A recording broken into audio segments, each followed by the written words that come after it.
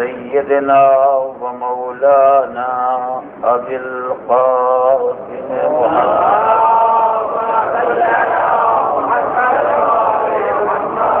وعلى أهل بيته الطيبين الطاهرين الغر الميامين المعصومين الذين أذهب الله عنهم الرجس وطهرهم تطهيرا.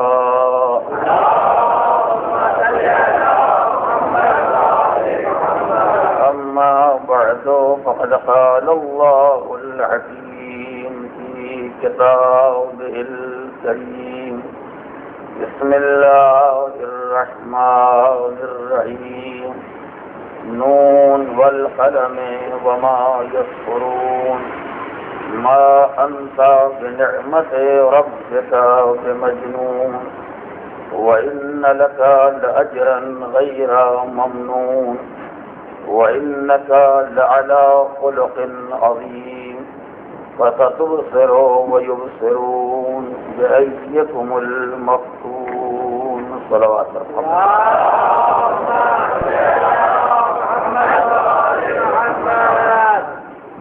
نون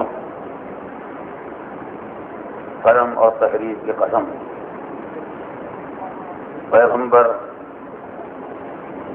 آپ اپنے پروردگار کی نعمت کی بنیاد پر مجنون اور دیوانے نہیں. آپ کے لیے وہ اجر ہے جس کا سلسلہ تمام ہونے والا نہیں، اور آپ بلند ترین اخلاق کی منزل پر فائز ہیں. ان قریب آپ بھی دیکھ لیں گے اور یہ ظالم دشمن بھی دیکھ لیں گے کہ دونوں میں کون مجنون ہے اور کون صاحب جان. آیات کریمہ کے ذیل میں فضائل اور رذائل کے عنوان سے جو سلسلہ کلام 2 دن پہلے شروع ہوا تھا، آج اس کے تیسرے مرحلے پر انسانی زندگی کی عظیم ترین فضیلت اور انسانی کردار کی بدترین رذیلت کے بارے میں کچھ باتیں گزارش کرنا ہے. سلسلہ کلام کے آغاز سے پہلے ایک جملے کی طرف اپنے عزیز بچوں اور نوجوانوں کو متوجہ کر دینا ہے، اور وہ یہ ہے کہ یہ انسان جو 2 چیزوں کا مجموعہ ہے جس کا نام ہے روح اور جسم، ان دونوں میں جو بے شمار فرق پائے جاتے ہیں ان کا ایک فرق یہ بھی ہے کہ صنف کی تقسیم کا تعلق جسم سے ہے، روح سے نہیں. یہ جسم انسانی کو 2 حصوں پر تقسیم کیا گیا ہے. ایک حصے کا نام ہے مرد، ایک حصے کا نام ہے عورت. ایک حصے کو کہا جاتا ہے مذکر، دوسرے حصے کو کہا جاتا ہے مؤنث. اس مسئلے کا کوئی تعلق روح سے نہیں.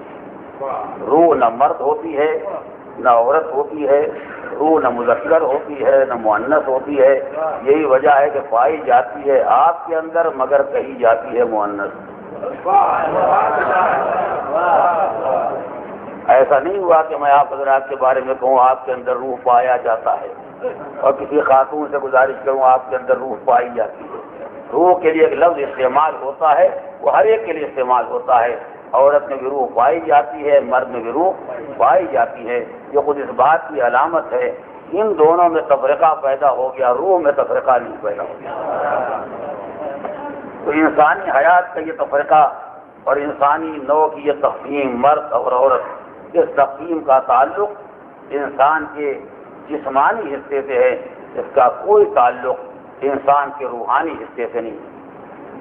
اس مختصر سی بات کو اگر آپ ذہن عالی میں رکھیں گے تو آئندہ کے سارے مطالب آپ کے لیے انتہائی آسان ہو جائیں گے، اور جا بجا جو غلط فہمیاں پیدا ہونے والی ہیں ان غلط فہمیوں کا ازالہ ہو جائے گا. تو پہلی بات تو یہ ہے کہ مرد و عورت کی تقسیم اس کا تعلق جسم سے ہے، روح سے نہیں. دوسرا مسئلہ یہ ہے کہ سن و سال کے اعتبار سے جو تقسیم ہوتی ہے اس کا تعلق بھی جسم سے ہوتا ہے، روح سے نہیں ہوتا. جسم کبھی بچہ ہوتا ہے، کبھی جوان ہو جاتا ہے، کبھی بوڑھا ہو جاتا ہے، لیکن روح نہ کبھی بچہ ہوتی ہے، نہ جوان ہوتی ہے، نہ بوڑھی ہوتی ہے۔ اس کی جو کیفیت ہے وہ اپنے مقام پر بہرحال قائم ہے۔ اس کا کوئی امتیاز جسمانی امتیاز جیسا نہیں ہوتا ہے، جسم سن و سال کی منزلوں سے گزرتا رہتا ہے، مگر روح اپنے مقام پر اپنے عالم میں ثابت رہتی ہے۔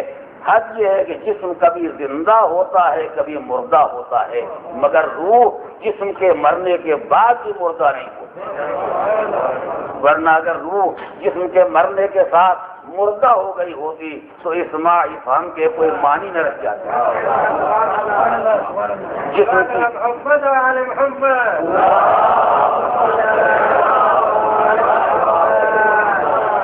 جسم میں دن و سال کا تفریقہ الگ ہے، روح کا عالم الگ ہے۔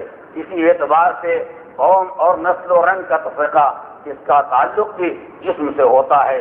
فلاں آدمی فلاں گھرانے میں پیدا ہوا، اس کا نام سید رکھا گیا، دوسرے گھرانے میں پیدا ہوا، اس کا نام غیر سید رکھا گیا، فلاں ملک میں پیدا ہوا کالا رنگ لے کے آیا، فلاں ملک میں پیدا ہوا گورا رنگ لے کے آیا، مگر یہ سارے رنگ و نسل کے تفریقے انسان کے جسم سے تعلق رکھتے ہیں۔ کبھی آپ نے دیکھا ہے کہ حبش میں رہنے والے کی روح کالی ہوتی ہے، کبھی کسی نے دیکھا ہے کہ بہترین سفید فام علاقے میں پیدا ہونے والے انسان کی روح سفید ہو جاتی ہو۔ نہیں، ایسا نہیں ہے، خون تو سفید ہو سکتا ہے، روح سفید نہیں ہے۔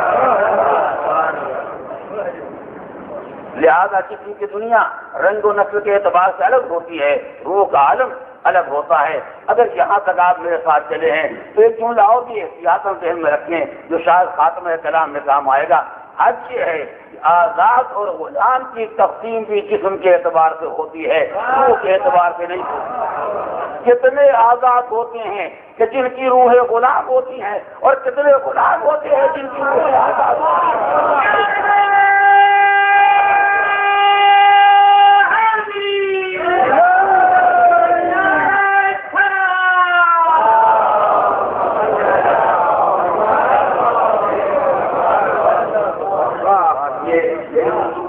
پہلا مرحلہ ہے کہ آپ کہیں عالم میں محفوظ رکھیں گے، جیسا کہنے کا اشارہ سے روح کا عالم الگ ہے، جسم کا عالم الگ ہے۔ اس کے بہت سے امتیازات اگر آپ کے سامنے آئے، ایک امتیاز کے جتنے تفریقے عالم انسانیت میں پائے جاتے ہیں، ان سارے تفریقوں کا تعلق انسان کے مادی حصے سے ہے، انسان کے جسمانی حصے سے ہے۔ روحانیت کی دنیا الگ ہے، ہو سکتا ہے اس تفریقے کے ساتھ چلے، ہو سکتا ہے اس کے بالکل خلاف ہو جائے، اس کے نتائج کیا ہوں گے وہ آئندہ گزارش کروں گا۔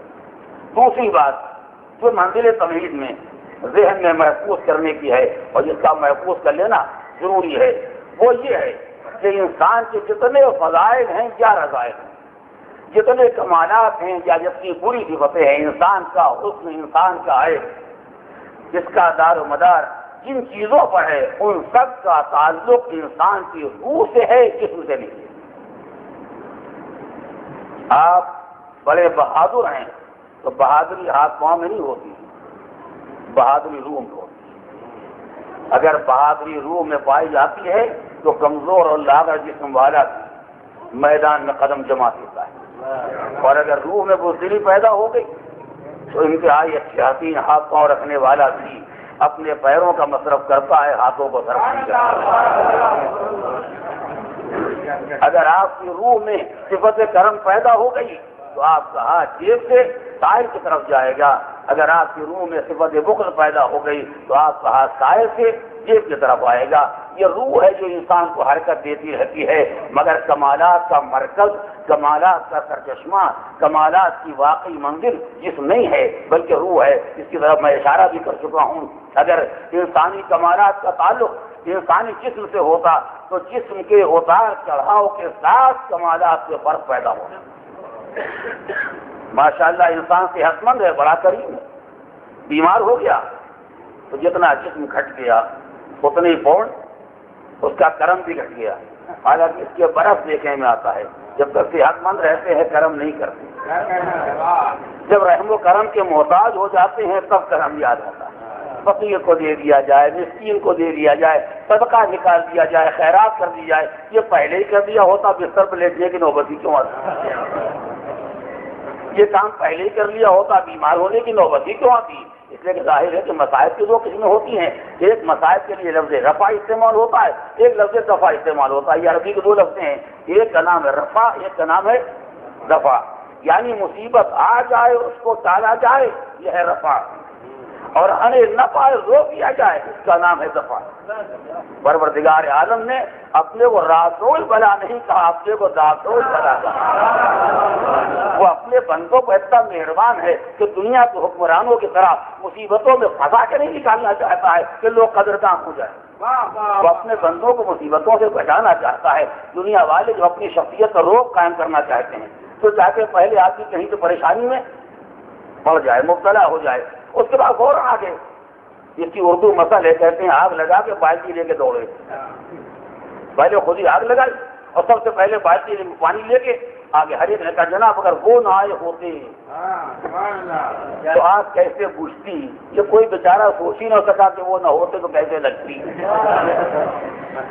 یہ دنیا کا سیاسی فن ہوتا ہے، یہ دنیا میں جہاں لیڈرشپ کا شوق ہوتا ہے وہاں ساری بیماری یہی ہوتی ہے کہ انسان یہ چاہتا ہے کہ لوگ پریشانی مبتلا ہو جائیں، جب پریشانی ہو جائے گی شخصیت خود سامنے آ جائے گی، لیکن پروردگار اسے کس پر اپنی شخصیت منوانا ہے، کون اس قابل ہے کہ جس کے سامنے اپنی ہستی کا اظہار کیا جائے۔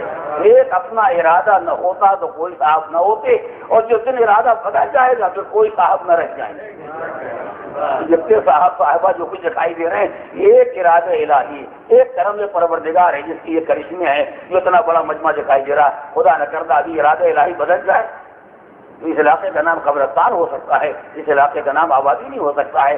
تو وہ انسان جس کا کل وجود، جس کی کل ہستی ایک ارادہ الہی کے دم سے قائم ہو، پروردگار اس انسان کو اپنی ہستی کا روپ قائم کرے گا۔ اس کی اوقات کیا ہے، اس کی ہستی کیا ہے، اس کی حیثیت کیا ہے کہ اس کے سامنے اپنی ہستی کا یا اپنی عظمت کا اظہار کیا جائے۔ یہ اس کی نالائقی ہے کہ اس کی عظمت کو نہیں پہچانتا ہے، یہ اس کی نالائقی ہے کہ اس کی بزرگی کا اقرار نہیں کرتا، ورنہ ظاہر ہے کہ انسان اگر ذرا بھی شرافت رکھتا ہوتا تو ان باتوں کو خود پہچان لیتا، اس کے سمجھانے کی کوئی ضرورت نہیں۔ تو میں یہ گزارش کر رہا تھا کہ انسان کے جتنے کمالات ہیں ان سارے کمالات کا تعلق روح سے ہے، اور انسان کے جتنے عیب ہیں اس عیب کا مرکز بھی روح ہی ہے۔ بخل بھی روح میں ہوتا ہے، بزدلی بھی نفسی میں ہوتی ہے، روح کے بہت سے نام ہیں۔ یہ سارے صفات اتنے ہیں، یہ دوسری نفس میں پیدا ہوتے ہیں، کبھی نفس کی شراب پر چلا جاتا ہے، کبھی اس شراب پر چلا جاتا ہے، کبھی روح کی یہ منزل ہوتی ہے، کبھی وہ منزل ہوتی ہے۔ اگر آپ نے پہلے لفظ کو اس لفظ سے ملا لیا تو اس نتیجے کو سمجھنے میں اب کوئی زحمت نہیں ہوگی۔ جب کمالات کا تعلق روح سے ہے، اور روح نہ مرد ہوتی ہے، نہ عورت ہوتی ہے، نہ مذکر ہوتی ہے، نہ مؤنث ہوتی ہے، نہ بچہ ہوتی ہے، نہ جوان ہوتی ہے، نہ بوڑھی ہوتی ہے، نہ گوری ہوتی ہے، نہ کالی ہوتی ہے، نہ سید ہوتی ہے، نہ شیخ ہوتی ہے، اس کا عالم ہی الگ ہے۔ اور کمالات کا مرکز کون ہے؟ وہی روح۔ لہذا خبردار کبھی انسانی کمالات کا حساب لگانے کے لیے جسم کی کیفیتوں کا حساب نہ لگائیں۔ یہی لفظ ہے جس کو میں آپ کے سامنے آج واضح کرنا چاہتا ہوں تاکہ آئندہ سارے مسائل جو میں آپ کے سامنے گزارش کروں گا کبھی کسی مرحلے پر یہ خیال نہ پیدا ہو کہ ہم مرد ہیں لہذا زیادہ باکمال ہوں گے، وہ عورت ہے لہذا اس کا کمال کم ہوگا، ہم آزاد ہیں ہمارا کمال زیادہ ہوگا، وہ غلام ہے اس کا کمال کم ہوگا، ہم گورے ہیں زیادہ صاحب کمال ہوں گے، وہ کالا ہے اس کا کمال کم ہوگا۔ یہ سارے خناس اسی وقت پیدا ہوتے ہیں جب انسان روح اور جسم کے فرق کو نہیں سمجھتا۔ جب اس فرق کا احساس کر لیگا تو اندازہ ہوگا جو کمالات کی دنیا ہے وہاں یہ تفرقے ہوتے ہی نہیں ہیں۔ جو کمالات کی دنیا ہے وہاں مرد عورت بوڑھے بچے کا کوئی تفریقہ نہیں ہوتا ہے۔ اسی نقطے کو نہ سمجھنے کی بنیاد پر تاریخ اسلام میں سینکڑوں بحثیں پیدا ہو گئی۔ نابالغ کا ایمان سنا ہوگا آپ، یہ بحثیں برابر سامنے آتے ہیں۔ نابالغ کے ایمان کی کیا قیمت ہے؟ اس بیچارے کو یہی نہیں معلوم ہے کہ بالغ جسم ہوتا ہے۔ میں نے جو بات گزارش کی ہے وہ ذہن میں رکھیے گا، بالغ نابالغ کون ہوتا ہے؟ یہی جسم ہے۔ ایک عمر تک نابالغ کہا جاتا ہے، آگے چل کے بالغ ہو جاتا ہے۔ یہ تفرقے روح میں نہیں ہوتے ہیں کہ روح آج نابالغ ہے کل بالغ ہو گئی، وہ نہ بچہ ہوتی ہے نہ بوڑھی ہوتی ہے۔ غور کیا آپ نے؟ تو بالغ نابالغ کا تفرقہ جسم میں ہوتا ہے، روح میں نہیں ہوتا، اور ایمان کی جگہ جسم نہیں ہے۔ ایمان کی منزل جسم نہیں ہے، ایمان کی منزل روح ہے۔ جس بیچارے جسم روح کے فرق کو نہیں پہچانا، وہ یہی سوچتا ہے کیا جب یہ سینئر ہے تو ان کا ایمان بھی کچھ زیادہ ہوگا، یہ نابالغ ہے تو ان کا ایمان کمزور ہوگا۔ وہ بیچارہ بھول گیا کہ روح کی دنیا کے حالات الگ ہوتے ہیں۔ عالم روحانیت جسمانیت اتنا الگ ہوتا ہے کہ جس منزل پر 112 سال کا بوڑھا ہوتا ہے اسی منزل پر 13 سال کا بچہ ہوتا ہے۔ بوڑھا باپ نابالغ بچے کو منزل سبھا میں لٹا رہا ہے۔ توجہ کریں، بوڑھا باپ جو 100 سے زیادہ عمر والا ہے وہ اپنے نابالغ اسماعیل کو منزل سبھا میں لٹا رہا ہے، اور قرآن ایک لفظ استعمال کرتا فلما اسلما، جب دونوں منزل اسلام میں آ گئے۔ قرآن نے یہ تفریقہ نہیں کیا کہ بوڑھے کو منزل اسلام میں رکھا جائے، بچے کے اسلام کو کینسل کر دیا جائے۔ ایک لفظ میں دونوں کے اسلام کا اعلان ہوا تاکہ نافہم سمجھ لے اسلام کا تعلق روح سے ہے، جسم سے نہیں ہے۔ جسم میں بچہ بوڑھا ہو سکتا ہے، روح میں کوئی بوڑھا بچہ نہیں ہو سکتا۔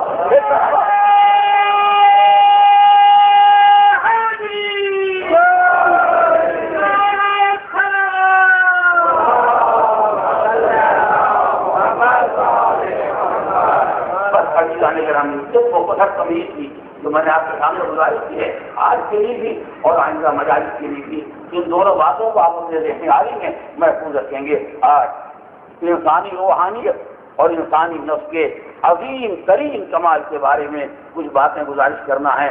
علماء اخلاق کا اس نقطے پر اتفاق ہے کہ انسان کے نفس کے اندر جتنے کمالات پائے جاتے ہیں سب سے بڑے کمال کا نام ہے یقین۔ انسان کے نفس میں جتنے فضائل جتنی خوبیاں پائی جاتی ہیں علمی عملی، ان ساری خوبیوں میں سب سے بڑی خوبی کا نام ہے یقین۔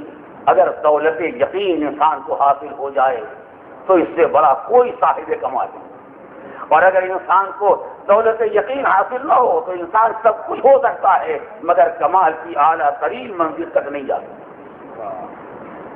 اس مسئلے کو سمجھنے کے لیے میں چند لمحے اپنے عزیز بچوں اور نوجوانوں کے لینا چاہتا ہوں تاکہ اس بات کو پہچانے۔ ہمارے ذہن میں جب بھی کسی بات کا خیال پیدا ہوتا ہے، کوئی خیال کسی شے کے بارے میں اگر خیال پیدا ہوا، یہ خیال پیدا ہوا کہ فلاں صاحب کھڑے ہیں یا بیٹھے ہیں، اب وہ اپنے گھر میں ہم کو نہیں معلوم وہ کھڑے ہیں یا بیٹھے ہیں، یہ خیال ہمارے ذہن میں پیدا ہوا ان کے کھڑے ہونے اور بیٹھنے کا۔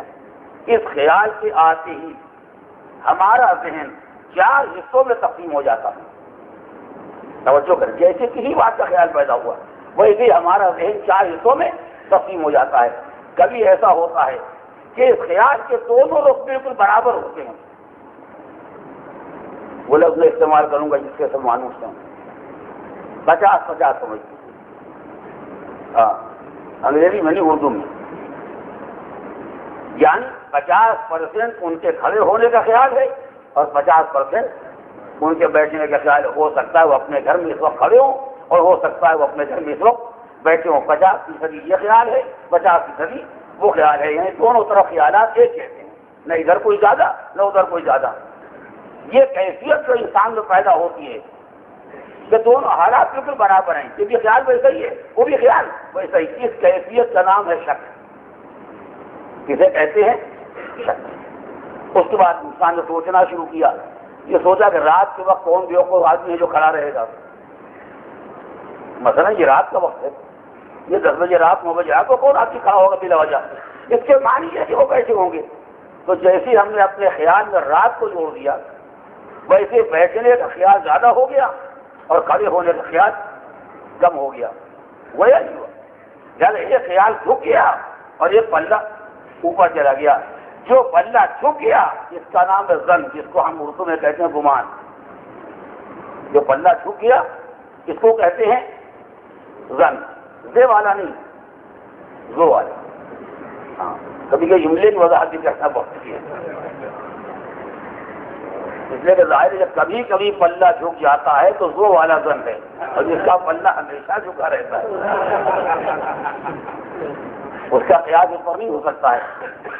تو ایک طرف مثلا 60%, 70%, 80%, 90%, ایک طرف خیال زیادہ, ایک طرف کم. جدھر زیادہ ہو گیا اس کا نام ہو گیا گمان, اور جدھر کم ہو گیا اس کا نام ہے وہم. یہ آپ سنا کرتے فلاں کو وہم ہو گیا ہے, یعنی ان کے ذہن میں یہ خیال آیا ہے جو اتنا وزنی سنگین نہیں ہے جتنا اس کے مقابل میں مگر ہے. وہم کبھی کسی کو پیدا ہو سکتا ہے. ایک کیفیت ادھر ہے جس کا نام ہے ظن گمان, ایک کیفیت ادھر ہے جس کا نام ہے وہم. مگر ہے دونوں, تو تین حالتیں ہو گئی. ایک حالت درمیان والی جو شک ہے, ایک حالت جھکاؤ والی جس کا نام ہے گمان, ایک حالت ہلکی ہے جس کا نام ہے وہم. لیکن دوسری حالت مقابلے والی وہم والی ابھی موجود ہے. اگر ایک طرف اتنا جھکاؤ پیدا ہو جائے کہ دوسری طرف کا خیال بھی نہ آ سکے, اس کا نام ہے یقین. اور فرمائیں, ہو سکتا ہے کہ ان کے گھر میں کھڑے ہونے کا وہم ہو سکتا ہے ان کے گھر میں کھڑے ہونے کا گمان ہو, مگر آپ کو ان کے گھر میں کھڑے ہونے یا بیٹھنے کا یقین نہیں ہے, اس لیے کہ آپ کے پاس کوئی ثبوت نہیں ہے. تو آپ منزل شک میں رہ سکتے ہیں, آپ منزل وہم میں آ سکتے ہیں, آپ منزل گمان میں آ سکتے ہیں, مگر منزل یقین میں نہیں ہے. آپ کہیں گے تو یقین اس کے معنی کبھی نہیں پیدا ہوگا. میں یقین کی مثال سن لیے, اس وقت دن ہے یا رات؟ رات. یہ شک ہے, گمان ہے, وہم ہے, کیا یقین ہے یا نہیں؟ اسے کہ اپنی آنکھ سے دیکھ رہے ہیں. تو ایسا نہیں تو دنیا میں انسانی زندگی میں یقین نہیں ہوتا ہے. یقین ہوتا ہے. آپ کو رات ہونے کا یقین ہے. اس وقت مجلس ہو رہی یا نہیں ہو رہی ہے؟ ہو رہی ہے. یقین آپ کو ہے یا نہیں؟ یقین ہے. اس کے معنی کہ یقین انسان کی زندگی میں آتا ہے. میں پڑھ رہا ہوں, آپ کو یقین ہے یا نہیں ہے؟ یقیناً ہے. آپ سن رہے ہیں, مجھے یقین ہے یا نہیں ہے؟ یقیناً ہے. کیوں؟ اس لیے کہ آپ مجھے دیکھ رہے ہیں, میں آپ کو دیکھ رہا ہوں. اس کے معنی کیا ہے کہ جہاں تک انسان کا مشاہدہ پھیلتا جائے گا, انسانی زندگی میں یقین آتا ہے, مگر جہاں تک مشاہدہ پھیلتا جائے گا یقین میں وسعت پیدا ہوتی جائے گی. 2000 آدمی میرے سامنے بیٹھے ہیں, ان 2000 کے وجود تو مجھے یقین ہے, مگر ان کے علاوہ باقی جو ہیں ہو سکتا ہے خدا نہ خاصا نہ ہو, میں نہیں جانتا ہوں. تو ان کا یقین ہے صرف میں 2000 کو دیکھ رہا ہوں. آپ باہر دور کھڑے ہوئے ہیں سڑک کے بعد, آپ 3000 کو دیکھ رہے ہیں, آپ کو 3000 کا یقین ہے. یہ 5000 کو دیکھ رہا ہے, اس کو 5000 کا یقین ہے. ہم زمین پر بیٹھ کے آسمان کو دیکھ رہے ہیں, لاکھوں میل کا فاصلہ, مگر یقین ہے. کیوں؟ اس لیے کہ ہماری نگاہ کی زد میں میری بات تو غور کریں ابھی لو. تو کبھی ایسا ہوتا کمرے کے اندر 2 آدمی بیٹھے ہوئے ہیں تو 2 کا یقین ہے, سڑک پر آگے 100 کا یقین ہو گیا, مجلس میں آگے 2000 کا یقین ہو گیا, زمین پر بیٹھ کے آسمان کو دیکھا آسمان کا یقین ہو گیا. تو جتنا مشاہدہ بڑھتا جائے گا اتنے انسان کے عالم یقین میں وسعت پیدا ہوتی جائے گی. ہماری نگاہ کی کمزوری ہے, کچھ دیکھتے ہیں کچھ نہیں دیکھتے. ہم سے اچھی تو آپ کی نگاہ ہے, ہم دیکھنے میں آپ کو بھی دیکھنے میں چشمے کے محتاج ہیں, لیکن آپ الحمدللہ مجھے دیکھنے میں چشمے کے محتاج نہیں ہے. تو ہماری نگاہ کی کمزوری ہے کہ کچھ مشاہدے میں آتا ہے کچھ نہیں آتا. جتنے سامنے ہیں ان کا سب کا یقین ہے, جتنے پردے کے پیچھے ہیں کسی کا یقین نہیں. کیوں؟ اسے تو مشاہدے کی عزت میں نہیں آئے, نظر ہماری وہاں تک نہیں پہنچتی ہے. تو چونکہ ہمارے لیے دنیا 2 حصوں میں بچی ہوئی ہے, کیا میری بات آئے رہو, ہمارے لیے دنیا 2 حصوں میں بچی ہوئی ہے. کچھ چیزیں دیکھنے میں آئی, کچھ چیزیں ہمارے مشاہدے کے ہاتھ سے باہر نکل گئی. تو اگر دیکھنے میں آ جائے تو آسمان کا بھی یقین, اور اگر دیکھنے میں نہ آئے تو ہو سکتا ہے اپنے جیب میں پیسہ رکھا رہے, مگر یقین نہیں ہے کہ نہیں ہے, اس لیے ہو سکتا ہے جیب کٹ چکی ہوتی جیب میں. اور کیا ہے؟ تو مشاہدہ جتنا بڑھتا جائے گا یقین کا عالم اتنا ہی وسیع ہوتا جائے گا. یہی بات تو غور کریں آپ. اور ہمارے لیے دنیا 2 حصوں بچی ہوئی, کچھ چیزیں مشاہدے میں آئی, کچھ مشاہدے کے ہاتھوں سے باہر نکل گئی. لیکن اگر کسی انسان کی نگاہ اتنی وسیع ہو,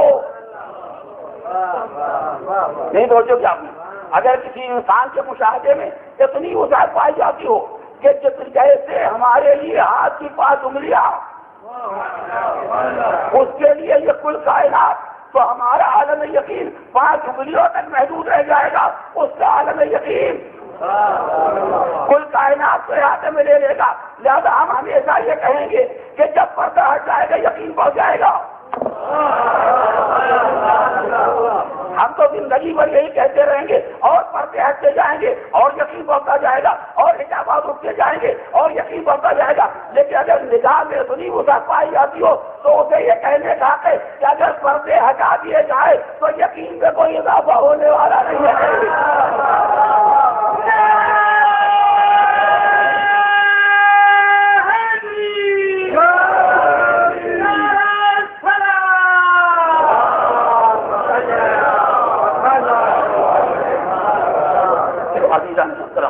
دنیا کے ہر مسئلے میں ہمارا ذہن چار طرح کے حالات سے ہمیشہ دو چار رہتا ہے، کبھی شک، کبھی گمان، کبھی وہم اور کبھی یقین. نماز پڑھنے کے لیے کھڑے ہوئے، یہ تیسری ہے یا چوتھی؟ یہ کیا ہے؟ شک. اسی کا شک کی یاد ہے، نماز دیکھتے رہتے ہیں آپ، جیسے یہ خیال ہے یہ تیسری ہے اور چوتھی، یہ ہو گیا شک.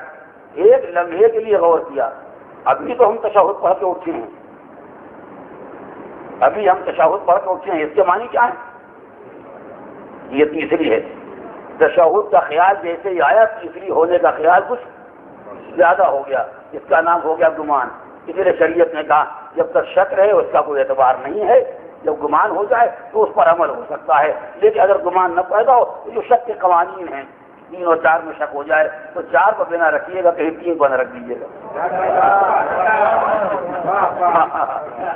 یہ قانون شریعت ہے کہ جب بھی کبھی 3 اور 4 میں شک ہو تو بنا 4 پر رکھیے گا. لہٰذا آپ نے 4 بنا رکھی، 4 سمجھ کے نماز تمام کرنی، بات ایک رکعت نماز کی احتیاط کری، جو قواعد ہیں. کیوں یہ سارے مسائل کیوں بیان کیے گئے؟ اس لیے کہ انسانی زندگی میں شک آتا ہے، انسانی زندگی میں وہم آتا ہے، انسانی زندگی میں گمان آتا ہے اور انسانی زندگی میں یقین بھی آتا ہے. یہ 4 طرح کے حالات ہیں جو ہر انسان کی زندگی میں پائے جاتے ہیں. اب کسی کا یہ زیادہ، کسی کا وہ زیادہ، کسی کے ہاں اس میں کمی ہے، کسی کا اس میں کمی ہے. اس میں سب کے حالات الگ الگ ہیں، کوئی قانون اس کے لیے نہیں بن سکتا. ہو سکتا ہے کہ آپ کا نفس ماشاء اللہ اتنا مضبوط ہو کہ آپ کا یقینیات کی مقدار 90%، یقین آپ کا 90%، 10% میں وہم گمان شک، ہر چیز کا یقین، ہر مسئلے کا یقین. ہو سکتا ہے کہ بیچارہ ایسا بد نصیب ہو جو اس کا شکیات 90% ہو. اب جو شک کرنے کا شروع کیا، نماز پڑھنے کے لیے کھڑا ہوا، نماز میں شک، روزہ رکھنے لگا، وقت روزہ میں شک، آگے بڑھا یہاں شک وہاں شک، اپنی آنکھوں سے دیکھ رہا ہے مگر شک، اپنی زبان سے کہہ رہا ہے مبارک ہو مگر شک، ابھی کا امن نہ ہو سکتا مگر شک. یہ تو بیماری ہے، کہاں تک پہنچ جائے. کسی کا یقین ویسا ہو سکتا ہے، کسی کا شک ایسا ہو سکتا ہے. یہ علماء اخلاقیات کا اتفاق ہے کہ یقین بہترین کمال کا نام ہے، شک بدترین صفت کا نام ہے. جس میں بہترین بات ہوگی وہ بہترین آدمی ہوگا، جس میں بدترین بات ہوگی وہ بدترین آدمی ہوگا.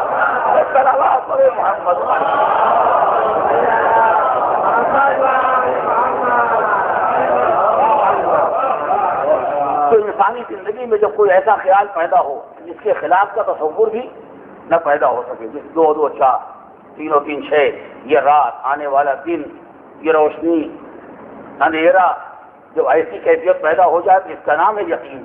مگر اس کی بھی 3 قسمیں ہیں. یقین جو پیدا ہوتا ہے اس کی بھی 3 قسمیں ہوتی ہیں. کبھی یقین فقط دلیلوں سے پیدا ہوتا ہے، ہم نے نہیں دیکھا.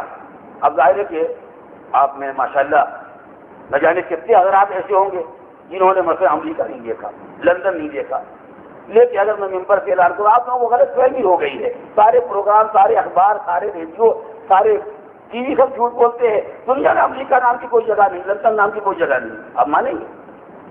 نہیں مانیں گے. یعنی میری بات کو آپ ٹھکرا سکتے ہیں مگر لندن، امریکہ، چین، جاپان کے وجود کو نہیں ٹھکرا سکتے. حالانکہ مجھے دیکھ رہے ہیں، ہمیشہ سنتے ہوئے اس بات پہ اعتبار کرتے ہیں مگر اس بات پہ اعتبار نہیں کریں گے. کیوں؟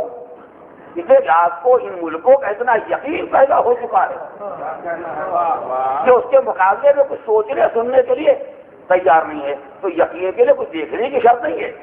کبھی ایسا ہوتا دلائل اتنی ہیں، خبریں اتنی آئیں، پروگرام اتنے آئے، ریڈیو نے، ٹی وی نے، جانے والوں نے، آنے والوں نے اتنی خبریں سنائی کہ انسان کو یقین پیدا ہو گیا. مگر یہ یقین آنکھوں کا دیکھا ہوا نہیں ہے. ایک یقین کی منزل وہ ہے کہ جہاں آدمی کے پاس یقین ہے مگر یہ یقین علم کی بنا پر آیا ہے. یہ یقین معلومات سے پیدا ہوا ہے، یہ یقین دیکھنے کے نہیں پیدا ہوا. کل آپ کو ویزا مل گیا، پاسپورٹ مل گیا، آپ چلے گئے. اب جیسے ہی آپ نیو یارک ایئرپورٹ اترے رات کو امریکہ کے یقین میں کوئی اضافہ ہو گیا، کوئی نیا امریکہ میں آ گیا، وہی جس کا ذکر سنا کرتے تھے اسی کا ایئرپورٹ ہے جہاں آپ جا کے اتر گئے، مگر فرق پیدا ہو گیا۔ کل تک یہ یقین علم کے زور سے آیا تھا، آج یہ یقین آنکھوں کے زور سے آیا۔ کل تو ممکن تھا کوئی دھوکہ دے دیتا، لیکن اب اس کے بعد جب پلٹ لیا کسی نے کہا آپ کہیں اور اتر گئے ہوں گے، ہو سکتا ہے مریض پر چلے گئے ہوں، آپ اس کو بھی جان سمجھے ہوں، اب آپ لڑنے مرنے کے تیار ہیں۔ میں نے اپنی آنکھ سے دیکھا، مجھے دھوکہ دے سکتے ہیں، آپ مجھے بہکا سکتے ہیں، یہ بھی ایک یقین ہے، مگر یہ یقین علم سے نہیں، یہ یقین آنکھ سے آیا، مشاہدے سے آیا ہے۔ پہلی قسم کا نام تھا علم الیقین، یعنی وہ یقین جو علم کے زور پر آیا، وہ اردو زبان بول رہا ہوں۔ دوسرا یقین عین الیقین، وہ یقین جو آنکھوں سے دیکھ کے پیدا ہوا ہے، جہاں کسی طرح کا دھوکہ نہیں دیا جا سکتا۔ اس کے بعد جب 2-4 دن رہ گئے اور نیویارک کی فضا نے آپ پر اثر کیا، اب معلوم امریکہ کس کو کہتے ہیں۔ تو یقین ہی ہے، جو تھا وہی ہے، مگر حالات کا فرق پیدا ہو گیا۔ اس کی بہترین مثال فلسفے والے یہ دیا کرتے ہیں، سب جانتے ہیں کہ آگ جلانے والی ہے، آپ نے کبھی آگ کو دیکھا ہو یا نہ دیکھا ہو، مگر اتنا سنا ہے کہ آگ جلاتی ہے، آگ جلاتی ہے، آگ جلاتی ہے، کہ بغیر دیکھے ہر آدمی کو یقین ہے یا نہیں۔ اس کو آگ سامنے جل رہی تھی، آپ نے کاغذ ڈال دیا، کاغذ جل گیا، تو پہلے بھی آپ کو یقین تھا کہ آگ جلانے والی ہے، مگر وہ تھا علم الیقین، وہ یقین جو علم کے زور سے آیا تھا۔ اب جو آپ نے کاغذ کو جلتا ہوا دیکھ لیا، اس کا نام ہو گیا عین الیقین، یعنی آنکھ سے دیکھا ہوا یقین۔ لیکن خالی آپ نے کاغذ کو جلتے دیکھا ہے، آپ کیا جانے جلنا کس کو کہتے ہیں؟ اس نقطے پر غور کرو چیزوں، یہی میری تقریر کا سب سے بڑا بنیادی مسئلہ ہے۔ اسے آپ پہچان لیں تو آپ پہچانیں گے اللہ والوں کا کردار ہوتا کیا ہے۔ یہ تو ہم نے یقین پہلے بھی کر لیا تھا، دیکھ کے یقین کر لیا کہ آگ جلاتی ہے، مگر جلانے کا انداز کیا ہوتا ہے اور جلنے کا مزہ کیا ہوتا ہے، یہ کاغذ جانتا ہے، ہم نہیں جانتے۔ ہم تو خالی یہی جانتے ہیں آگ جلاتی ہے، ہم نے اپنی آگ سے جلاتے ہوئے دیکھا ہے، ہم نے اپنی آگ سے کاغذ کو جلتے ہوئے دیکھا ہے، تھوڑی دیر کے بعد ہم نے اسی آگ میں ایک انگلی رکھی۔ کیا کوئی نیا یقین ہو گیا کہ آگ جلاتی ہے؟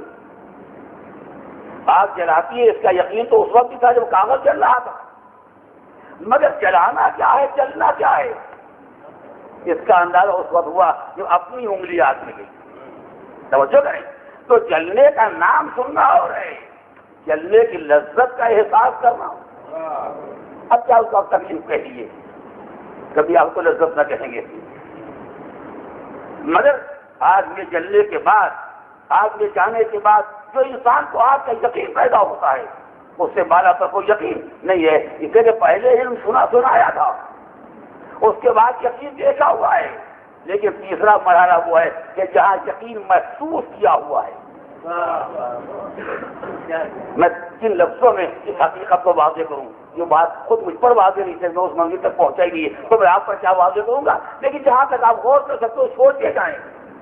سنا ہوا یقین اور ہے، دیکھا ہوا یقین اور ہے، پرکھا ہوا محسوس کیا ہوا یقین اور ہے۔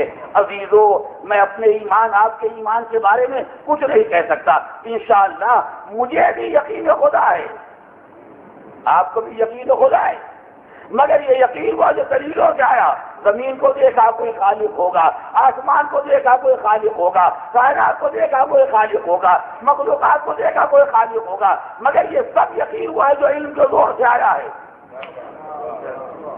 یہ سارا یقین وہ ہے جو علم کے زور سے آیا ہے۔ اس نے دیکھا ہے خدا کو، کسی نے خدا کو دیکھا ہے؟ ایک قوم بیچاری، اس نے اپنے نبی سے کہہ دیا تھا ہم دیکھنا چاہتے ہیں،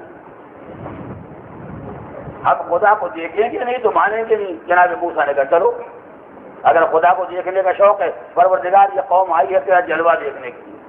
اللہ نے کہا ٹھیک ہے، جلوہ ابھی دکھائی دیتے ہیں۔ وَلَمَّا تَجَلَّىٰ رَبُّهُ لِلْجَبَلِ جَعَلَهُ دَكًّا وَخَرَّ مُوسَىٰ صَعِقًا۔ یہ ایک جلوہ خدا نہیں، نہ خدا کی کوئی شکل ہے، ایک جلوہ پروردگار، ایک تجلی، ایک روشنی جیسی دکھائی دی، پہاڑ کے ٹکڑے ٹکڑے ہو گئے، موسیٰ بے ہوش ہو کے گر گئے۔ جو دیکھنے والے آئے تھے وہ تو قابل ذکر بھی نہ رہ گئے۔ نہیں آپ نے نہیں غور کیا. اب ذکر آئی جب یہ جملہ میں پھر دوہراؤں. جناب موسیٰ قوم کو لے کے آئے ہیں، قوم دیدار خدا کے لیے آئی ہے، لیکن تجلی کے بعد خدا نے دو کا ذکر تو کیا. پہاڑ پر جلوہ دکھلائی دیا تو پہاڑ چور چور ہو گیا، ٹکڑے ٹکڑے ہو گیا. تو خر موسیٰ صعقا، اور موسیٰ بے ہوش ہو کے گر پڑے. مگر یہ حضرات جو دیکھنے آئے تھے یہ کہاں گئے؟ سب بھاگ گئے جان بچا کے. خطرے کو دیکھ کے پہلے نکل گئے تھے. بھائی صاحب بھی تو تھے، سمجھدار لوگ تھے، کوئی نہ سمجھ تو نہیں تھے. یہ کہاں چلے گئے؟ ان کا حال تو یہ کہ قرآن نے ان کا ذکر بھی نہیں کیا کہ یہ کہاں چلے گئے. کم سے کم نبی خدا کا ذکر تو آیا تو ان کا حال کیا ہوا. پہاڑ جو بے جان تھا اس کا ذکر تو آیا کہ کیا ہوا. مگر جو پہاڑ پر جلوہ دیکھنے کے لیے گئے تھے وہ تو بیچارے قابل ذکر بھی نہ رہ گئے. تو معلوم ہوتا ہے کہ خدا کا جلوہ کوئی دیکھنا چاہے تو دیکھ ہی سکتا ہے. لہٰذا خدا کے بارے میں تو نہ یقین بھی جس کا ہے وہ سارا یقین علم کے زور پر ہے، دلائل کے زور پر ہے، براہین کے زور پر ہے. یہ دیکھا، اس کو پہچانا، دنیا کو دیکھا، خدا کو پہچانا، مخلوق کو دیکھا، خالق کو پہچانا، مخلوق کو دیکھا. یہی تو باتیں ہیں جو صبح شام ہم آپ کرتے رہتے ہیں. مگر کسی نے دیکھا نہیں دیکھا. تو ابھی تو ہم وہاں تک بھی نہیں پہنچے کہ جہاں یقین دیکھنے سے پیدا ہوتا ہے. وہ یقین ہمارے پاس کہاں سے آئے گا جو یقین برتنے سے پیدا ہوتا ہے، جو یقین محسوس کرنے سے پیدا ہوتا ہے. وہ کیفیت ہم کہاں سے لائیں گے؟ ہم تو ابھی یقین کی دوسری منزل تک نہیں پہنچے ہیں، آخری مرحلے تک کیا جائیں گے؟ توجہ کریں. مگر کوئی بندے ایسے بھی ہیں ذیلت جمانی مولائے کائنات کے سامنے آئے اور عجب اعتراض کیا، عجب سوال کیا. یا علی ہل رائے طرف من تعبدو، جس خدا کی آپ عبادت کرتے ہیں کہ آپ نے اس کو دیکھا ہے یا بغیر دیکھے یوں ہی کٹے ہو رہے ہیں؟ یہ سوال کے تیور دیکھیے گا. ہل رائے طرف من تعبدو، جس خدا کی آپ عبادت کرتے ہیں کہ آپ نے اس خدا کو دیکھا ہے؟ اگر نہیں دیکھا ہے تو بغیر دیکھے کیوں کٹے ہو رہے ہیں؟ مولا نے اسی تیور سے جواب دیا کہ فاعبدوا رب من لم یرہ، جس خدا کو دیکھا نہیں ہے اس کی عبادت کیسے کر سکتا ہوں؟ اگر دیکھا نہ ہوتا تو سجدے کیسے کرتا؟ اگر دیکھا نہ ہوتا تو عبادت کیسے کرتا؟ مگر مولا جانتے کہ ایسا نہ ہو کہ سننے والوں کو غلط فہمی ہو جائے اور میں فوراً وضاحت کر دی. بے شک دیکھا ہے، مگر یہ یاد رکھنا اگر مانگتا ہوتا تو ان آنکھوں سے دیکھا جاتا. لیکن چونکہ کائنات سے بارہ پھیلتی ہے وہ مشاہدہ حیران آنکھوں سے نہیں دیکھا جاتا بل بحقائق ایمان، وہ ایمان کی حقیقتوں سے دیکھا جاتا ہے. عجب لفظ مولانا کا قربان جائیے لوگ پر، آنکھوں سے نہیں ایمان کی حقیقت سے، یعنی دیکھے گا مگر وہی دیکھے گا جو حقیقت ایمان ہو. تو مجھے یہ کہنے کا کہ صاحب ایمان نہ دیکھے گا، کل ایمان دیکھے گا یا حقیقت ایمان پائی جاتی ہو. لہذا ان کا یقین اس منزل پر ہے کہ وہ منزل مشاہدے کی ہوتی ہے. ان کی نگاہ میں جلوہ پروردگار ہے اور خالی ایسا ہی نہیں ہے. تیسرا مرحلہ جو میں نے عرض کیا کہ انسان نے کاغذ کو جلتے ہوئے دیکھا، وہ کیا جانے کہ آگ میں جلنے کا لطف کیا ہوتا ہے، اس لیے کہ خود آگ سے دور ہے. بھائی اسی لفظ کو سوچ لیجیے گا اور باقی تفصیلات غور کیجیے گا. میں اس مقام پر زیادہ وقت نہیں کر سکتا، اسے کوئی باتیں ابھی اور گزارش کرنا. آپ نے کاغذ کو جلتے دیکھا، کاغذ کے جلانے کا، کاغذ کے جلنے کا یقین مضبوط ہو گیا، مگر جلنے کی لذت آپ کو نہ مل سکی. کیوں؟ اس لیے کہ آپ آگ سے باہر ہیں. لیکن اگر آپ آگ میں کود گئے ہوتے تو اچھا برا جو بھی ہوتا کم سے کم یہ تو معلوم ہو جاتا کہ جلنے کا مزہ کیا ہوتا ہے. یہ بات تو وہ کر رہے ہیں. اگر آگ میں آپ چلے گئے ہوتے تو یہ تو معلوم ہو جاتا کہ جلنے کا مزہ کیا ہوتا ہے، چاہے روتے چاہے ہنستے، جو بھی ہوتا ہے صرف مجھے نہیں معلوم کہ کیا ہوتا. اور اگر خدا نہ خاصا چلے جائیں تو کیا ہوگا؟ یہ تو جب وقت آئے گا تو معلوم ہوگا. چاہے آگ میں جا کے آپ چلے، ہنسیں، روئیں، تسبیح کرے، سجدے کرے، کیا کرے، تو بات کا حال ہے. لیکن جب تک آدمی آگ میں چلے گا نہیں اس وقت جلنے کی لذت نہیں محسوس کر سکتا. کاغذ کو جلتے دیکھا، یقین ہے لذت نہیں ہے. آدمی دوسرے کو جلتے دیکھا، لذت کا اندازہ نہ ہوا. جو دیکھا نہ اندازہ ہوا. کیوں؟ اس لیے ابھی ہم میں آگ میں فاصلہ ہے. اس لفظ کو یاد رکھیے گا. ابھی ہم میں اور آپ میں فاصلہ ہے، لیکن اگر ہم آگ میں چلے جائیں تو ہم کو چلنے کا مزہ معلوم ہو گیا، چاہے ہم خوش ہوتا ہے نہ خوش، مزہ معلوم ہو گیا. کیوں؟ اسے تو فاصلہ ختم ہو گیا، فاصلہ ختم ہو گیا. تو عزیزو، ہم لذت یقین سے ناآشنا ہیں. گستاخی معاف، ہمیں یقین کا مزہ نہیں معلوم. کیوں؟ اس لیے کہ ہم دور ہیں، فاصلے ہیں. اور فاصلوں کی علامت یہ ہے مصلی پہ کھڑے ہوئے 2 رکعت نماز صبح کیوں؟ قربۃ الی اللہ. نماز کیوں پڑھتی ہیں آپ؟ اللہ سے قریب ہونے کے لیے. یعنی ابھی فاصلہ ہے. ماہ رمضان میں روزے رکھتے اللہ سے قریب ہونے کے لیے، یعنی فاصلہ ہے. مکے چلے گئے اللہ سے قریب ہونے کے لیے، گھر سے قریب ہو گئے، مگر اللہ سے قریب ہونا چاہتے ہیں، یعنی ابھی فاصلہ ہے. تو جب تک فاصلہ رہے گا اس وقت یقین پیدا بھی ہو جائے تو لذت یقین نہیں معلوم ہوگی، لطف یقین نہیں حاصل ہوگا. جب انسان اس منزل پر پہنچ جائے کہ جہاں فاصلے کا ذکر ہی نہ آ سکے تو کمان یا کچھ کم، اب کم کرتے چلے جاؤ، یا کچھ کم یا کچھ کم یا کچھ کم. جب منزل وہ آ جائے تو لذت یقین وہ جانتا ہے جو قرب کی اس منزل پر پہنچ جائے. کیا فاصلوں کا سوچنا ناممکن ہو جائے. وجود خدا کے زیر سایہ بندہ کتنا مطمئن ہوتا ہے، نہ آپ سمجھے نہ میں. اسے کہ لذت یقین سے آشنا نہیں ہے، مگر جو لذت یقین سے آشنا ہو گیا. ہم رات کو تھوڑی دیر کھڑے رہے، تھک گئے، وہ رات پر مسلح پکڑا رہا، مگر لذت عبادت.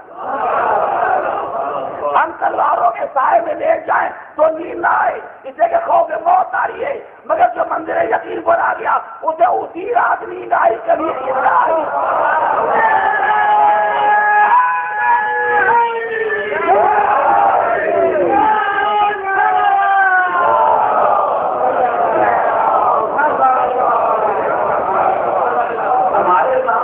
ہمارے سامنے لنگر تلوار آ جائے تو ہم قیام کرنا بھول جائیں، سجدہ کرنا کہتا، مگر وہ پہلے منظر سجدہ کر کے مطمئن ہے. اس سے اس نے اس لذت یقین کو محفوظ کر دیا ہے جس لذت یقین سے دنیا ناشنا ہے. لہٰذا آل محمد کے کردار کا یہ وہ امتیاز ہے جس کو دنیا کا کوئی انسان پانا تو بڑی بات ہے، سمجھ نہیں سکتا. اس لیے کہ چلنے کی کیفیت وہی جانتا ہے جو آگ کے اندر چلا گیا ہو. کبھی خدا کے ساتھ زندگی گزاری ہوتی، کبھی یاد خدا میں صبح و شام گزارے ہوتے، کبھی عشق خدا میں صبح و شام گزارے ہوتے، کبھی محبت الہی میں زندگی گزاری ہوتی، تب معلوم ہوتا کہ لذت یقین کیا ہوتی ہے. مگر انسان کیا جانے. اب مولا کائنات کا ایک جملہ جو دعائے کمیل نے مولا نے سمجھایا، اس جملے کو پڑھے تو آپ کو اندازہ خدایا یہ آگ کیا، یہ جہنم کیا. خبر اپنی صبر تو علی ہر ناری، پروردگار میں جہنم کی گرمی کو برداشت کر سکتا ہوں،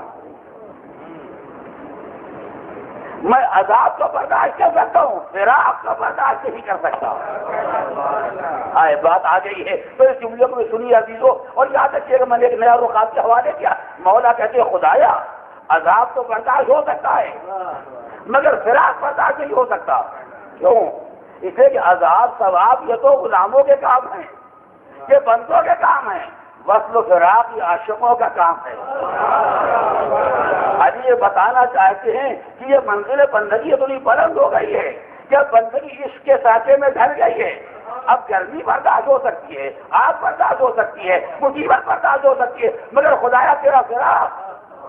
یہی وجہ ہے کہ عاشق کے لیے ہر مصیبت قابل برداشت ہے، مگر معشوق کا فراق قابل برداشت نہیں ہوتا. دنیا والوں کے معشوق تو پیسے والے ہوتے ہیں، علی کا معشوق کل کائنات کا پروردگار ہے. خدایا یہ فراق برداشت ہو سکے گا، ہر مصیبت برداشت ہو سکتی ہے، مگر تیرا فراق کیسے برداشت ہوگا. یہ منزل عشق ہے، یہ منزل محبت ہے. اس منزل پر فائز ہونے والا وہ جانتا ہے کہ خدا کے ساتھ رہنے کی لذت کیا ہے، وہ جانتا ہے کہ بارگاہ الہی میں رہنے کی لذت کیا ہے. لہذا عذاب برداشت بھی کر لیا جائے تو فراق برداشت نہیں ہو سکتا. اس لیے کہ عذاب کی دنیا بہت آسان ہے، فراق کی دنیا بہت مشکل ہے. عذاب تھوڑی دیر کا ہوتا ہے، فراق کا صدمہ بڑا گہرا اور بڑا سنگین ہوتا ہے۔ مولا کائنات نے اس نقطے کو انسان کو سمجھایا، جب انسان عشق خدا محبت پروردگار اپنے دل میں پیدا کر لے اور اس کے شب و روز دن رات صبح و شام ہر لمحہ ہر لحظہ ہر منٹ ہر سیکنڈ سب محبت خدا کے ساتھ یاد خدا کے ساتھ، تو ایک لمحے کی جدائی برداشت نہیں کر سکتا۔ اسی لیے بعض اہل معرفت نے ایک عجب جملہ کہا اور اس جملے کی قدر و قیمت کو پہچانے، پیغمبر کے لیے کانٹوں پر چلنا مشکل کام نہیں تھا، پیغمبر کے لیے پتھر کھانا مشکل کام نہیں تھا، پیغمبر کے لیے پورے کی مصیبت برداشت کر لینا کوئی مشکل کام نہیں تھا۔ سب سے بڑی مصیبت یہ ہے کہ وہاں کے رہنے والے کو جہاں بھیجا گیا ہے،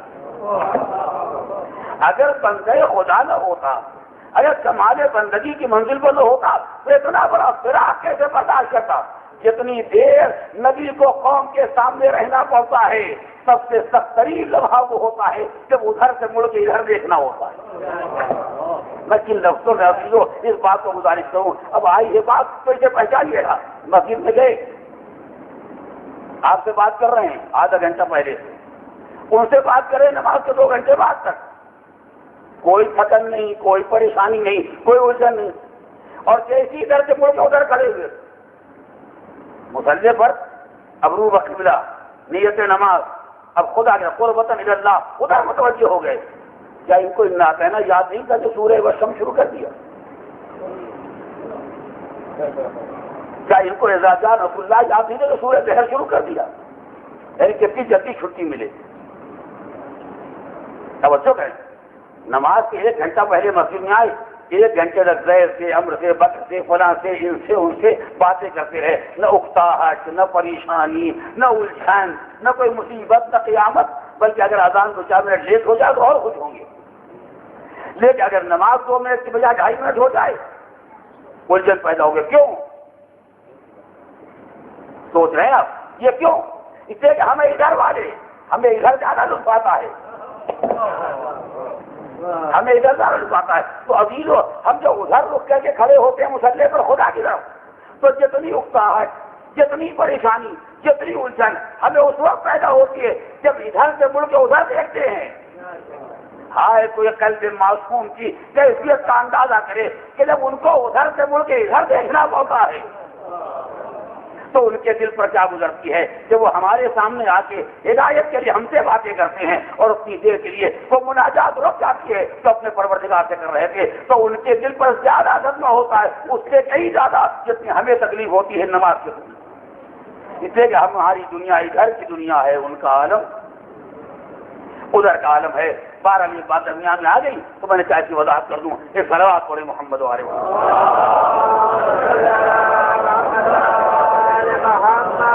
جان محترم پاک، اگر کہ نامکمل رہ گئی اور رہ جائے گی، لیکن تمہیداً ایک لفظ ادھر اشارہ کر دوں تاکہ کل اس کی وضاحت کر سکوں۔ یہ دولت یقین اگر انسان میں پیدا ہو جائے اور انسان اس منزل تک پہنچ جائے، جو منزل یقین کو محسوس کرنے کی ہے، جو منزل یقین کی لذت کو جاننے اور برتنے اور سمجھنے کی منزل ہے، تو انسان کی زندگی کچھ اور ہوگی، ہماری زندگیاں کچھ اور ہیں۔ یہی وجہ ہے کہ کریم کو کرم میں مزہ آتا ہے، بخیل کو بخل میں مزہ آتا ہے۔ اگر بخیل کسی کریم کو کرم کرتے دیکھ لے تو فوراً اعتراض کرے گا کتنا پیسہ نہ خرچ کیے، اگر آئندہ ضرورت پڑ گئی تو کیا ہوگا؟ مگر اس کو کم خرچ کرنے میں تکلیف ہوتی ہے، زیادہ خرچ کرنے میں مزہ آتا ہے۔ کتنے آدمی ایسے ہیں کہ جن کو دعوت کرنے میں مزہ آتا ہے، دوسرے کے گھر میں کھانے میں مزہ نہیں آتا، اور کتنے ہم جیسے ہیں، آپ جیسے نہیں معذ اللہ، ہم جیسے کہ دوسروں کیا جانے میں بڑا مزہ آتا ہے۔ اپنے گھر بلانا بڑی بات، آپ ایسی بات نہیں، ارے کوئی آ بھی جائے، مسئلے پوچھیے، خدا کی تشریف لے جائیے، یہ کوئی ہوٹل نہیں ہے۔ ہر آدمی کا اپنا ذوق ہوتا ہے، تو جس کا ذوق نیکیوں کا ہوتا ہے اس کو نیکیوں میں لذت کا احساس ہوتا ہے۔ بس میں نے ایک لفظ کہہ دیا ہے تاکہ ہر آدمی اپنا اپنا امتحان کر جا کے کر لے کہ ہمارے اندر کون سی بات پائی جاتی ہے اور کون سی بات نہیں پائی جاتی ہے۔ جس انسان کا اندر سے نفس فضائل کا مالک ہوتا ہے، کرام کمال کا مالک ہوتا ہے، اس کو ہمیشہ نیکیوں میں لذت کا احساس ہوتا ہے۔ نیکی کرتا نہیں یہ تو کوئی کام ہی نہیں ہے، یہ تو بدترین آدمی نہیں کر سکتا ہے، تلوار لے کے کھڑے ہو یا نماز پڑھ دے گا۔ تاریخ میں لطیف واقعہ آج ہی میں نے دیکھا،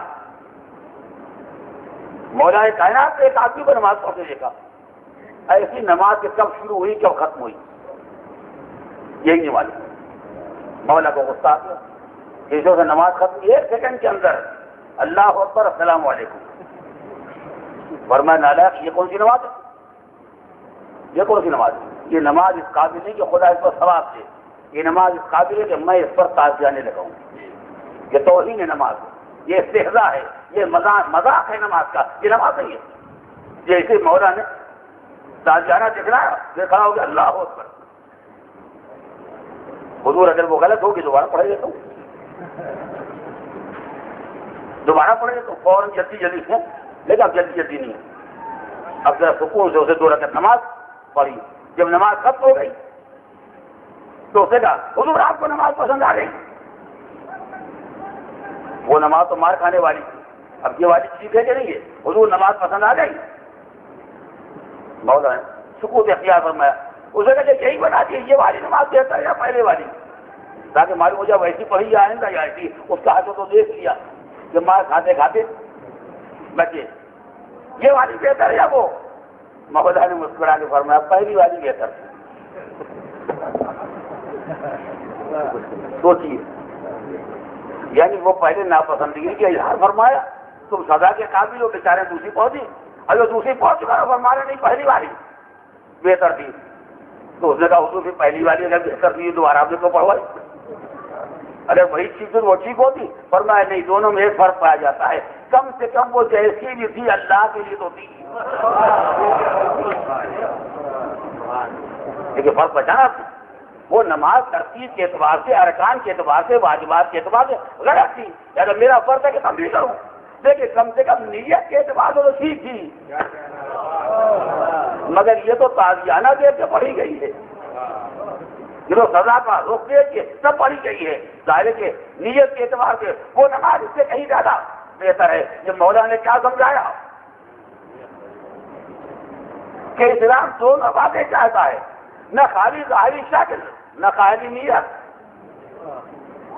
اگر تنہا نیت بھی کافی ہوتی تو پہلی نماز کو قبول کر لیا جاتا، اس میں آئے یہ تھا کہ نیت ٹھیک تھی عمل غلط تھا، اس میں آئے یہ کہ عمل صحیح ہو گیا نیت غلط ہو گئی، مگر پھر بھی مولا نے کہا وہ اس سے بہتر تھی، یعنی اگر غلط نمازوں کا مقابلہ بھی کیا جائے تو وہ بہتر ہے، تاکہ یہ اندازہ ہو جائے انسان کو کہ اگر نیت سے پاکیزگی پیدا ہو جائے تو عمل کی اصلاح کے امکانات رہتے ہیں۔ کرے محمد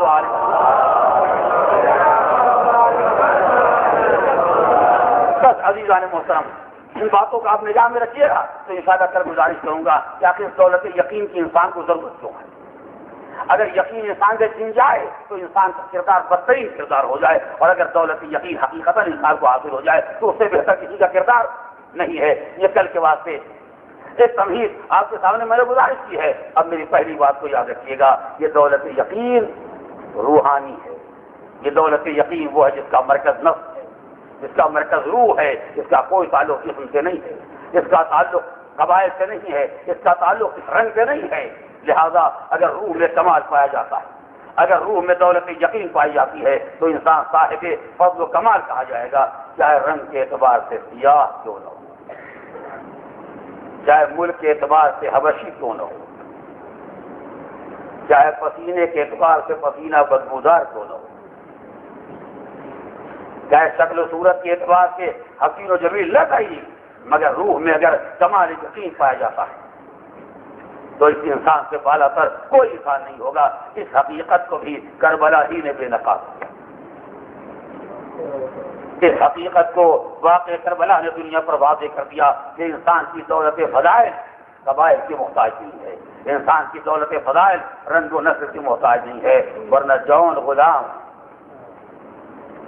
واضح ترکی غلام، اسلم غلام ہے، شوذب غلام ہیں، کربلا میں ایک تو نہیں کتنے ایسے افراد ہیں جو قانونی اعتبار سے غلام کہے جاتے ہیں، حسین کے اعتبار سے تو سب غلام، امام کے اعتبار سے تو جو بھائی ہے وہ بھی غلام ہے، مگر قانونی اعتبار سے کربلا میں وہ بھی آئے ہیں جو شرعاً اور اصطلاحاً آزاد کہے جاتے ہیں، اور وہ بھی آئے ہیں جو قانون کے اعتبار سے غلام کہے جاتے ہیں، مگر منزل فضائل ایسا نہیں ہوا کہ زیارت پڑھنے والا جب بیٹھا کہا السلام علیکم یا اولیاء اللہ و احبا، اے اولیاء خدا تم پر ہمارا سلام، اے خدا کے چاہنے والوں تم پر ہمارا سلام، تم پر ہمارے ماں باپ قربان مگر جون کو الگ کر کے، تم پر ہمارے ماں باپ قربان مگر بنی ہاشم کے علاوہ سب کو الگ کر کے، کبھی یہ سوچا گیا ہے؟ چاہنے والے نے، صاحب ایمان نے جب آواز دی تھی ابھی انتم قوم، کربلا والو تم پر ہمارے ماں باپ قربان، اس میں حبیب بھی شامل ہیں، مسلم بھی شامل ہیں، زہیر بھی شامل ہیں، بریر بھی شامل ہیں، کربلا کے سارے آزاد انصار بھی شامل ہیں، اسی میں جون بھی شامل ہے۔ جون ہم آزاد ہیں مگر تجھ جیسے غلام پر قربان، جون ہمارا رنگ صاف ہے مگر تجھ جیسے سیاہ فام غلام پر قربان، جون ہم بہترین نسل و نسب والے ہیں مگر ہماری جانیں تجھ پر قربان۔ یہ کیوں؟ اس لیے کہ تو جس منزل فضائل پر ہے وہاں دنیا نہ پہنچ، تم جس منزل کمال پر ہو وہاں دنیا نہ پہنچ سکی، تم جس منزل اخلاق پر ہو وہاں دنیا کا کوئی انسان نہ پہنچ سکا۔ دنیا کے سارے آزاد جس پر قربان ہو جائیں وہ کربلا کے غلام، دنیا کے سارے حسین جن پر قربان ہو جائیں وہ کربلا کے سیاہ رنگ والے افراد، دنیا کے سارے عالی نسب جن پر قربان ہو جائیں وہ کربلا کے یہ افراد جو مختلف قبائل سے آگے جمع ہوئے ہیں مگر سب اس قابل ہیں کہ سارا عالم انسانیت، سارا عالم ایمان ان کے جذبہ قربانی، ان کے فضائل، ان کے مناقب، ان کے اخلاق اور ان کے یقین پر قربان ہو جائے۔ کتنا یقین، کیسا یقین! سمجھانے والے سمجھا رہے ہیں، بہکانے والے بہکا رہے ہیں۔ کیوں اپنی جان دے رہے ہو؟ کیوں اپنی جان قربان کر رہے ہو؟ کیوں مصیبتوں میں مبتلا ہو گئے؟ میں زیادہ گزارش نہیں کروں گا، تو 2-3 منزل ہیں۔ حج یہ ہے کہ فرزند رسول نے ایک اعلان عاشور کی رات کیا تھا جب سب سے خطاب کیا، جو جانا چاہے وہ چلا جائے۔ یہ ظالم میری جان کے دشمن ہے، یہ ظالم میرے خون کے پیاسے ہیں، تم جانا چاہو تو چلے جاؤ، میں اپنا طوق بیعت اتارے لیتا ہوں، میں اپنی بیعت تمہارے گردنوں سے اٹھائے لیتا ہوں۔ یہ ایک اعلان عام تھا، اس میں کسی افراد کی کوئی تفصیل نہیں ہے۔ یہی وجہ ہے کہ جیسے امام حسین کا خطبہ تمام ہوا، ادھر بنی ہاشم کی نمائندگی میں عباس علمدار کھڑے ہوئے۔ مولا یہ کیا فرما رہے ہیں؟ چاہنے والے آپ کو چھوڑ کے چلے جائیں۔ مولا یہ کیا ارشاد فرمایا؟ ہم آپ کو چھوڑ کے چلے جائیں؟ نہیں ہو سکتا ہے۔ جب بنی ہاشم کی ترجمانی تمام ہو گئی، زہیر کھڑے ہو گئے، اصحاب کی ترجمانی، زہیر کی تقریر ختم ہو گئی، حبیب بولنے لگے۔ یہ عاشور کی رات ایک اعلان عام تھا، جو جانا چاہے وہ چلا جائے، مگر کربلا والوں کی یہ منزل یقین تھی کہ شمع بجھ گئی، چراغ بجھا دیا گیا، محفل میں اندھیرا چھا گیا، حسین نے اجازت دے دی، مگر اس کے بعد دوبارہ جب شمع جلی تو دیکھا سب ویسے ہی بیٹھے ہوئے ہیں۔ مولا ایک دفعہ کا مرنا جینا، 70 مرتبہ مارے جائیں اور پھر زندہ ہوں تو آپ کے قدموں کو چھوڑ کے نہیں جا سکتے۔ دوسری آواز آ رہی ہے، 1000 مرتبہ قتل کیے جائے، ہماری لاش کو جلا دیا جائے، ہماری راکھ کو ہوا میں اڑا دیا جائے، اگر پھر پلٹ کے دنیا میں آئیں گے تو فاطمہ کی لاش آپ کے قدموں میں بس رونے والوں میں مجلس تمام کرو۔ یہ ایک اعلان عام تھا جو سارے اصحاب کے لیے، سارے انصار کے لیے، سارے بنی ہاشم کے لیے۔ لیکن اب آئیے ذرا غلاموں کی منزل یقین دیکھیے، جب جون حسین کے سامنے آ کے کھڑے ہوئے، حسین کا غلام نہیں، ابو ذر کا غلام، جون آئے اور مولا کے سامنے آگے کھڑے ہو گئے، فرزند رسول اب مجھے بھی مرنے کی اجازت دیجیے، مجھے بھی مرنے کی اجازت دیجیے۔ ایک فقرہ آپ برابر سنتے رہتے ہیں مگر یہ جملہ چونکہ عام طور سے نہیں پڑھا جاتا، میں چاہتا ہوں اس جملے کو پہچانے تاکہ جون کی منزل یقین کا اندازہ ہو۔ فرمایا جون غلام اپنے آقاؤں کے ساتھ اس لیے آتے ہیں کہ ان کے ساتھ رہیں گے تو زندگی میں کچھ سکون، کچھ عافیت، کچھ آرام مل جائے گا۔ غلام کے پاس کوئی ذریعہ معاش نہیں ہوتا، غلام کے پاس آرام کا کھانے پینے کا سہارا نہیں ہوتا، اپنے آقا کے زیر سایہ رہتا ہے تو گھر میں کھانا مل جاتا ہے، لباس مل جاتا ہے، آرام مل جاتا ہے۔ غلام اپنے آقا کے ساتھ راحت کے لیے، آرام کے لیے، عافیت کے لیے رہا کرتے ہیں۔ غلام اپنے آقا کے ساتھ مرنے کے لیے، تلواروں کے لیے، خون بہانے کے لیے نہیں رہا کرتے ہیں۔ تم غلام ہو، اب ادھر کے ساتھ رہے اپنی عافیت کے لیے، راحت کے لیے۔ میں نہیں چاہتا کہ تم مبتلا مصیبت ہو، اگر جانا چاہتے ہو تو میری طرف سے اجازت ہو۔ میں نہیں چاہتا، میں نہیں جانتا کہ مولا نے یہ بات کیوں سے کیوں نہیں۔ شاید اس کا یاد یہ رہا ہو کہ عاشور کی رات جب حسین نے اعلان کیا تو جتنے مکھلے ہی اٹھے تھے سب آزاد تھے، کوئی غلام نہیں۔ تم روزیوں میں کیا کہہ رہے ہو؟ جتنے بولنے والے بول رہے تھے سب آزاد تھے، کوئی غلام نہیں بول رہا تھا۔ یعنی غلاموں کے جذبات کی ترجمانی عاشور کی رات نہ ہو سکی، لہذا حسین نے چاہا کہ اب غلام خود ہی اپنے جذبات کی ترجمانی کرے۔ فرمایا غلام آقا کے ساتھ عافیت اور راحت کے لیے آتے ہیں، یا تو مصیبت میں اپنے کو مت ڈالو، اگر جانا چاہے تو چلے جاؤ۔ بس یہ سننا تھا۔ میں نے روایت کی فکرہ دیکھا، ابھی تو کھڑے ہوئے مولا سے بات کر رہے ہیں، ابھی تو نگاہیں ملا کے مولا سے تو شروع کر رہے تھے کہ بھی آقا نے کہا جانا چاہے تو چلے جاؤ۔ تو جانے کا نام آیا اور ایک مطلب جوڑ حسین کے قدموں پر گر پڑا، سر قدموں پر رکھ دیا، اور روایت کہتی ہے کہ قدموں پر آگے ملنا شروع کر دی۔ مولا یہ آپ نے کہا کیسے؟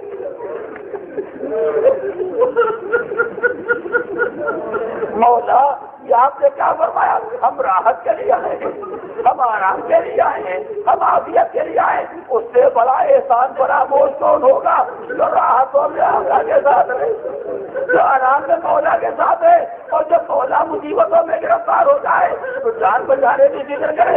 آقا یہ نہ کہیے گا وفا کا خون ہو جائے گا، آقا یہ نہ کہیے گا غلام کے لیے الفاظ قابل برداشت نہیں ہے۔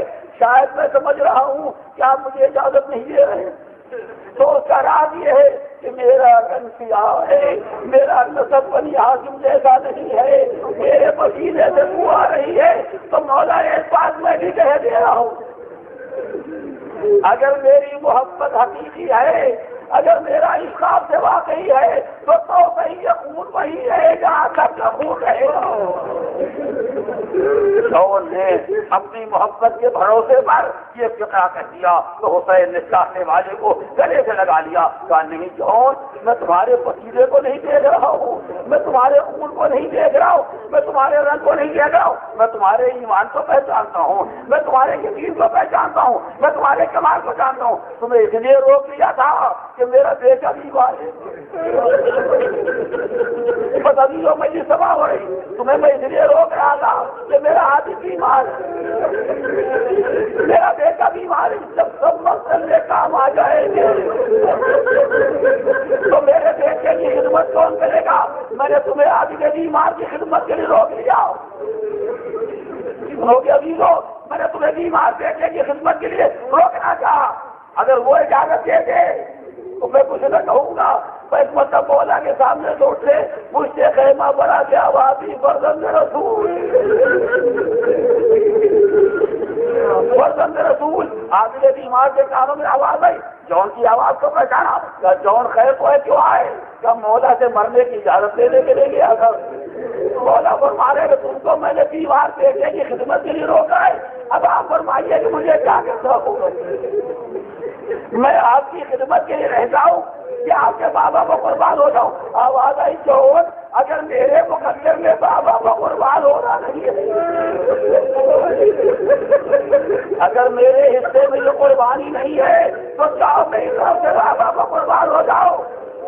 جون آئے مولا کے سامنے، آقا اجازت لے کے آیا، حسین نے کہا جون میں نے اجازت دے دی، میدان میں آئے، کیا کرتے رہے؟ گولے سے کی آواز دی مولا، مولا غلام کی خبر لیجیے۔ حسین جون کے گھرانے آئے، غلام کے پاس آئے، سر اٹھا کے دالوں پر رکھا، وفا کا اعلان کیا. ہاں شاباش، چاہنے والے وفادار ایسے ہوتے ہیں. خون بہتا رہا اور جون یہ کہہ کے جا رہے مولا آپ نے دیکھ لیا جو میں نے کہا تھا، اگر میری محبت سچی ہے تو یہ خون شہیدوں کے خون میں مل کے رہے گا، یہ خون آزادوں کے خون میں مل کے رہے گا. حسین جو ان کے سرانے سے اٹھے تو ایک منزل اور یہ تذکرے تو آپ نے سنے، ایک غلام اور جب وہ گھوڑے سے گرا اس سے مولا کو پکارا، حسین دوڑ کے مقصد میں آئے، سر اٹھا کے دانوں کو رکھا. جون سے تو باتیں ہو رہی تھی مگر یہ غلام بولنے کے قابل بھی نہیں